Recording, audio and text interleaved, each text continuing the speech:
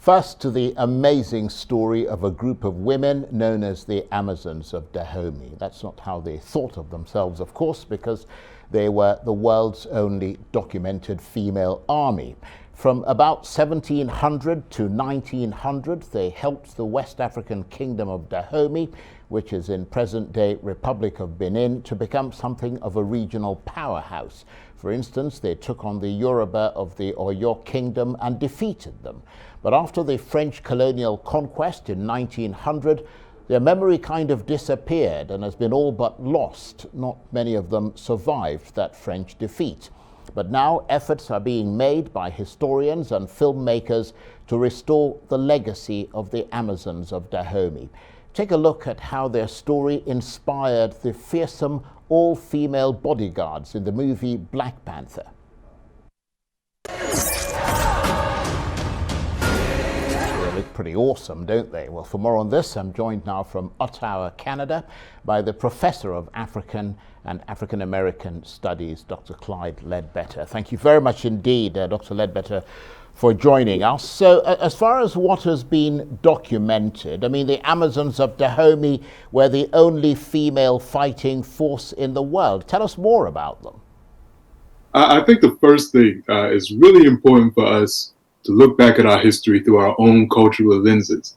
So although I understand the use of the word Amazon because people understand it and people know it from Greek mythology and it's become popularized, I think it's important for us to refer to them as they refer to themselves and as they were referred to in the kingdom of Dahomey as the Menon, the Minan, or our mothers, because that comes from our own, cultural lens. And they fought like mothers protecting their young or protecting their kingdom. And we understand the importance of mothers in throughout African cultures. Queen mothers, the respect of female elders. So that, I think, is where we should start. We should start to move away from that term Amazon and call them the Minon, the M-I-N-O-N, our mothers. The institution really begins around the same time as the expansion of the Dahomey Empire, like you said, between the 1700s and in the late 1800s.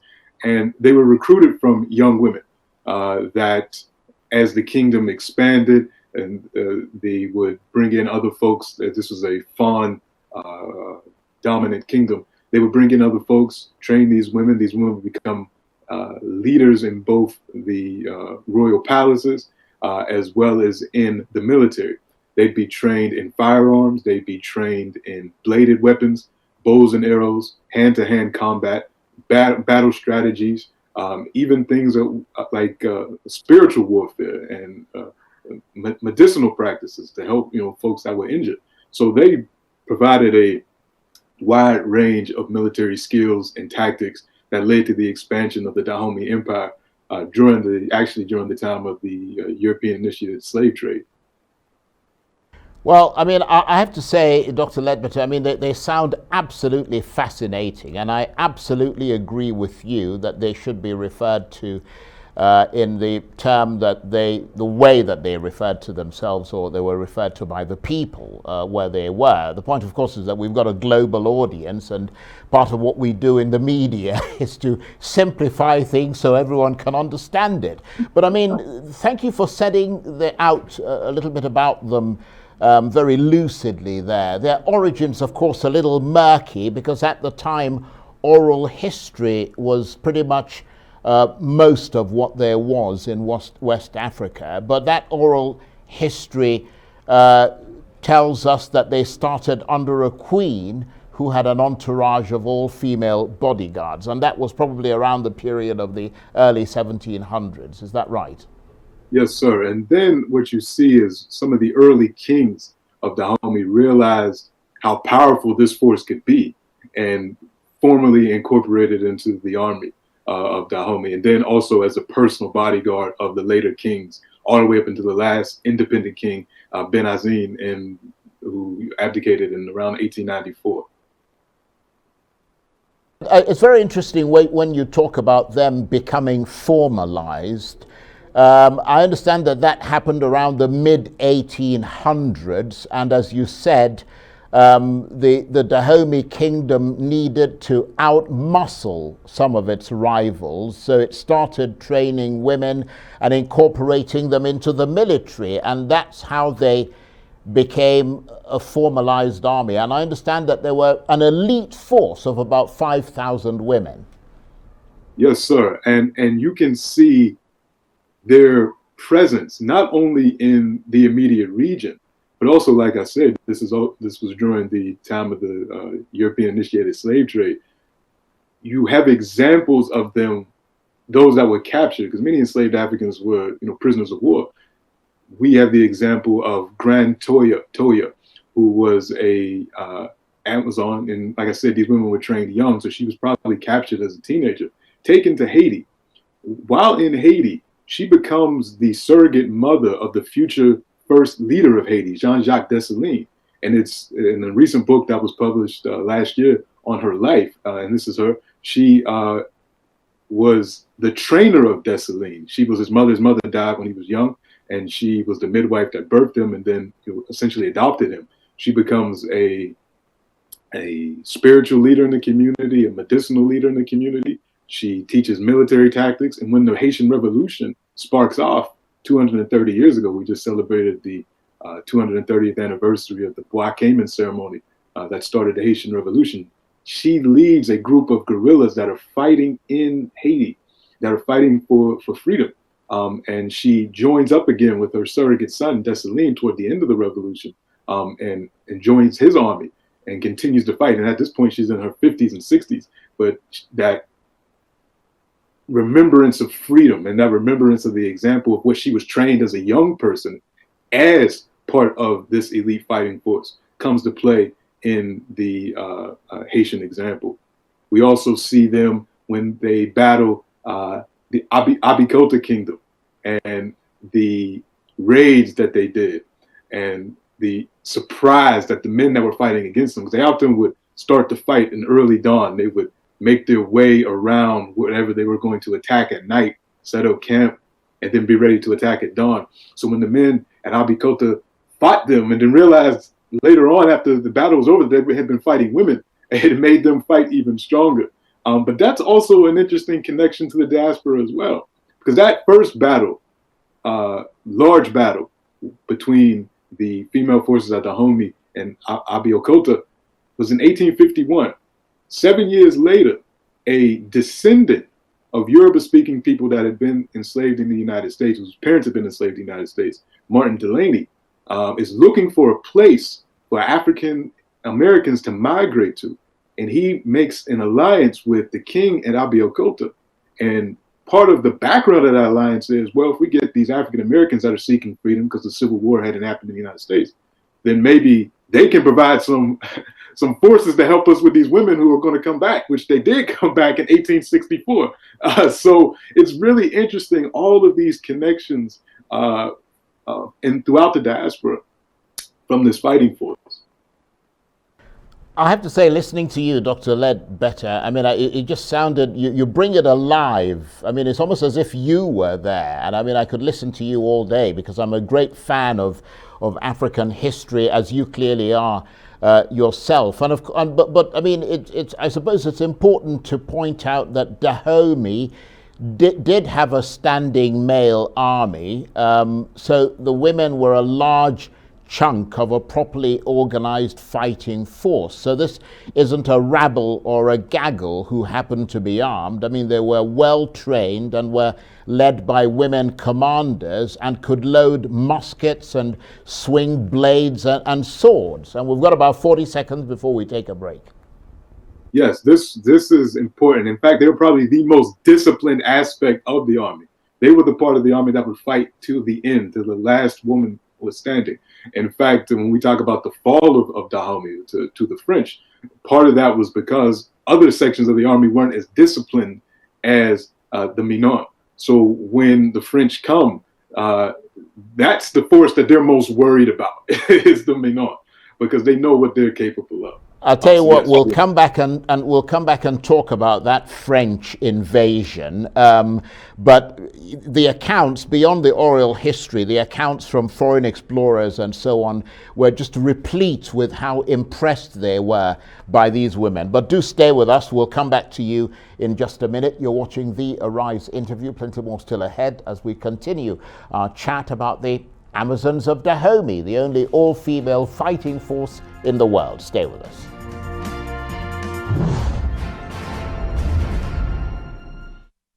Welcome back to the Arise interview. I'm Charles Enyegolu. Now remember the fearsome all-female bodyguards in the movie Black Panther, part of the Special Forces unit of the fictional Kingdom of Wakanda? Well, the inspiration for those powerful women, known as the Dora Milaje, is rooted in the story of West Africa's Dahomey Amazon warriors, the world's only all-female regiment. Now, as far as what's been documented, the Amazons of Dahomey in West Africa were the only all-female fighting force in the world. Their origins are a little murky because at the time they existed, some 300 to 400 years ago, oral history was all there was in West Africa, I meant to say, but today moves are underway to restore their memory and incredible legacy.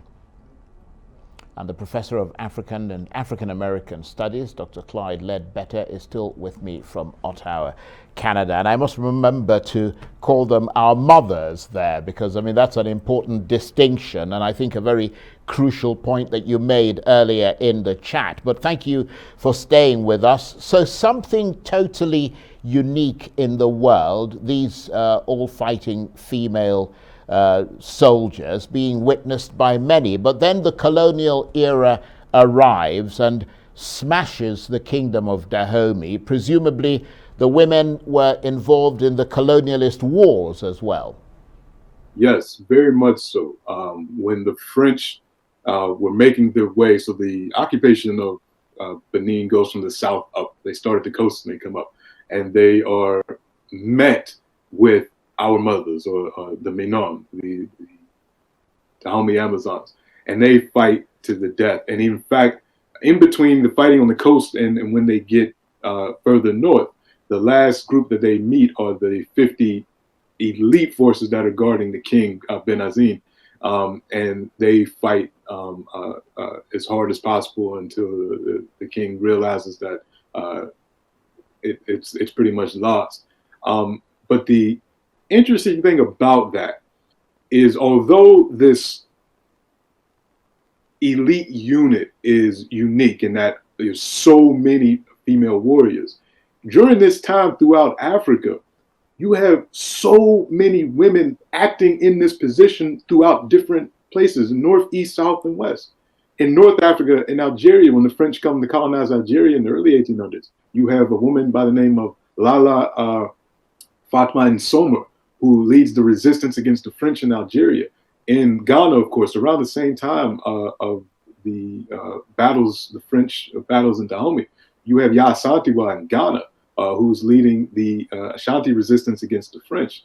In Zimbabwe, you have the spiritual medium Nihanda Charwe, who's leading the resistance against the British. In Rwanda, you have Muhusu, the Nyabingi, Muhusu, another spiritual medium who's leading the fight against the Germans in Rwanda. And then, of course, the most successful is probably Empress Taitu, who in 1896 leads the Ethiopians in the Battle of Adwa against the Italians, and they actually win. I mean, they remain the only place that is not colonized. So when we look at the role of these African mothers of their nations defending their people, in often ways, it's sad to say, sometimes even more so than some of the men that were around at the time, particularly in the case of Ya Asantewaa and Empress Taitu.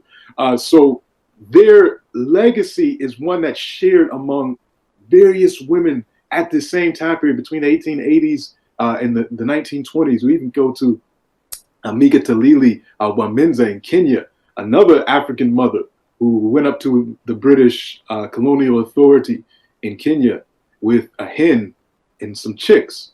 And she told the colonial authority, she said, I want you to try to take one of these chicks from this hen.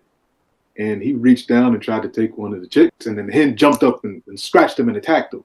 And then the colonial authority, she says to him, this is what you're trying to do with our sons. You're trying to take our sons and incorporate them into your colonial project, draft them into your military to fight your tribal wars in Europe.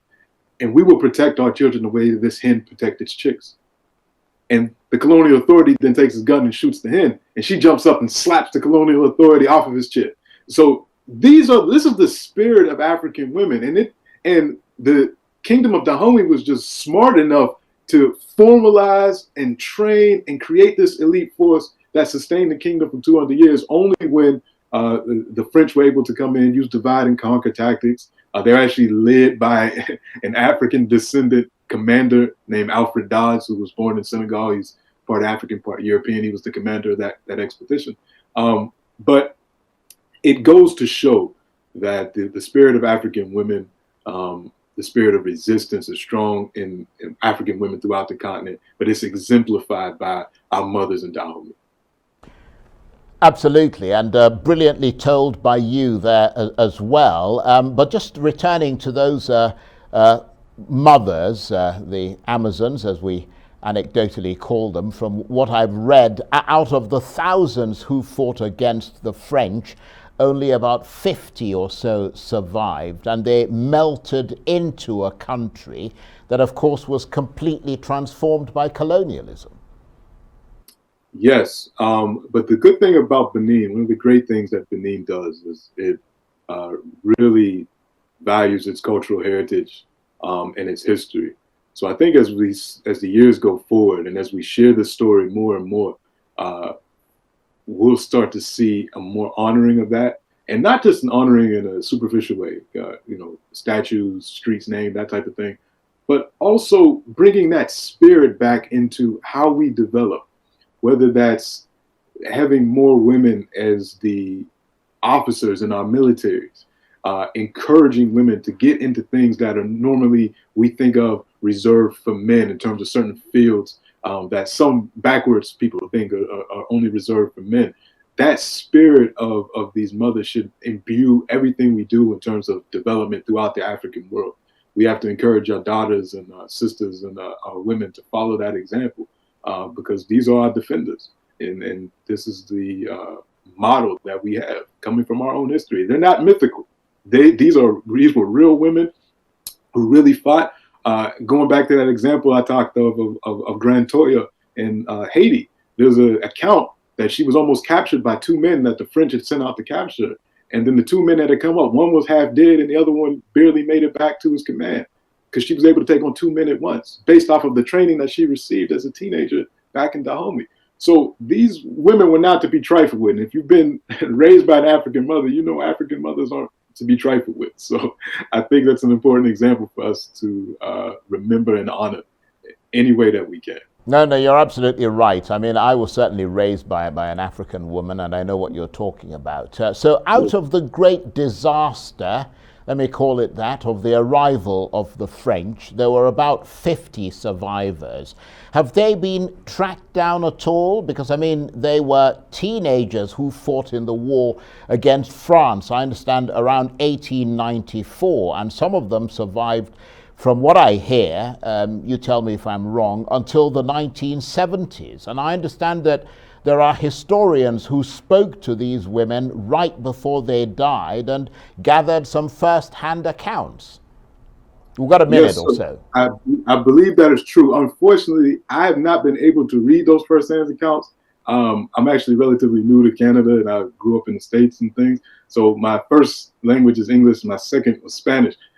So I can't read French. So it's one of my things that I'm trying to learn. We're always trying to, grow as scholars. So I haven't been able to read those first-hand accounts, but I know that they exist. I know that even in the oral history of the families of those survivors, that exists.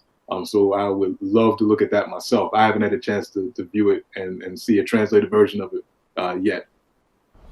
Well, you've certainly kept across the historical records that there are, and we appreciate very much the way that you've told the story. I think that the big thing now is the fact that, you know, they're trying to redocument their history, and that's something we all look forward to. Dr. Clyde Ledbetter, thank you very much indeed for joining us there from Ottawa, Canada.